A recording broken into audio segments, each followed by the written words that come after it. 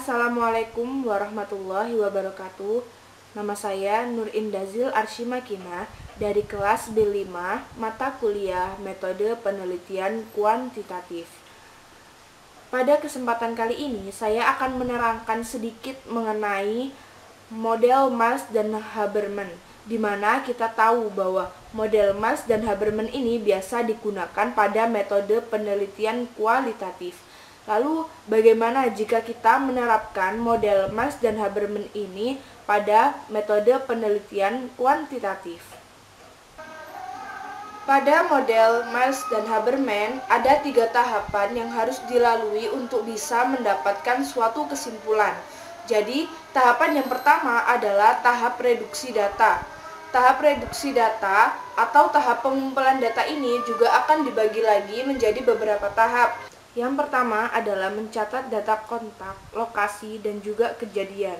Yang kedua adalah tahap pengkodean, di mana dari hasil data yang sudah kita dapatkan, kita bisa melakukan pengkodean. Tujuannya untuk apa sih dilakukan pengkodean ini? Pengkodean ini dilakukan dengan tujuan supaya memudahkan kita untuk bisa menyimpulkan data tersebut. Ketiga adalah penulisan catatan-catatan, baik itu catatan objektif, catatan reflektif, dan catatan marginal. Catatan objektif yaitu catatan mengenai hal-hal faktual yang kita dapatkan di lapangan. Kedua, ada catatan reflektif, yaitu catatan mengenai hal-hal yang terfikirkan oleh peneliti saat pengumpulan data. Yang ketiga adalah catatan marginal, yakni catatan yang berisikan komentar dari peneliti mengenai substansi atau metodologinya. Dan yang tahapan keempat adalah tahapan penyimpanan data. Tahap kelima adalah analisis data dengan menggunakan memo. Memo di sini artinya teoritas ide atau konseptual dari ide. Dan tahapan keenam ada analisis antar lokasi, di mana kita tentunya saat kita mengumpulkan data, kita tidak hanya berfokus pada satu lokasi saja, tapi kita bisa mengumpulkan data dari banyak lokasi, dari tempat satu ke tempat lainnya. Setiap lokasi yang kita datangi dan kita menemukan data di sana, kita tulis secara ringkas, lalu kita analisis bagaimana apa saja yang kita dapatkan di sana, seperti itu. Dan yang ketujuh adalah ringkasan sementara antar lokasi.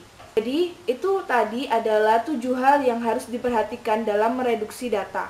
Sekarang adalah tahapan kedua dari model Miles dan Habermas adalah tahapan penyajian data, di mana dalam menyajikan data kita diarahkan agar data hasil reduksi kita bisa terorganisir dan juga disusun dengan pola hubungan.